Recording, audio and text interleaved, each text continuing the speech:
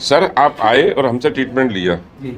हाँ, तो अब तुम्हें ये पूरी उम्मीद के साथ आए, पूरे भरोसे के साथ कि मैं ठीक हो जाऊंगा यहाँ पे, हाँ जी, हाँ। हैं? हाँ जी। तो भरोसा तुम्हारा मुझे ठीक नहीं। भरोसा था कि मैं ठीक हो जाऊंगा। मैं देखा था वीडियो पहले से, मैं आपको बताया भी था। हम्म। 2-2.5 साल से मैं आपको फॉलो कर रहा हूँ।